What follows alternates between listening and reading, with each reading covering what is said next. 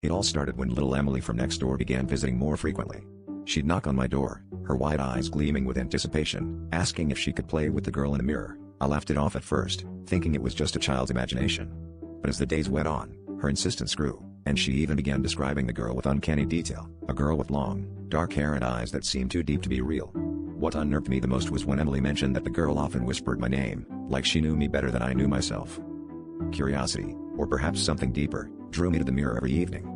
It was a grand, antique piece left by the previous tenant, its frame intricately carved with symbols I couldn't decipher.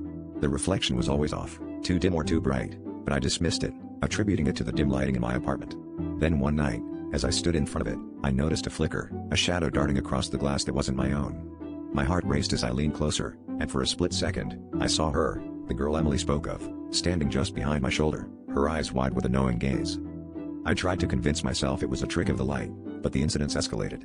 Objects began moving on their own, a book would fall from the shelf, or the lights would flicker ominously. The air around the mirror grew colder, and I could feel a presence, as if someone was standing just behind me, watching, waiting.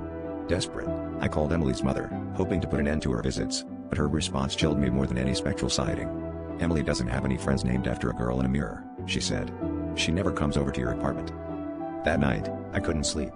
The atmosphere in my apartment was heavy with an oppressive silence, broken only by the soft rustling of leaves outside. I felt an inexplicable pull to the mirror, a compulsion I couldn't resist. As I stood before it, the girl's reflection emerged clearer than ever, her lips moving soundlessly. I pressed my ear to the glass, straining to hear her whispers. Suddenly, the world around me grew dark, and I realized with horror that I was no longer staring at a reflection. The girl was gone, and in her place, I saw myself, trapped on the wrong side of the glass, my mouth frozen in a silent scream.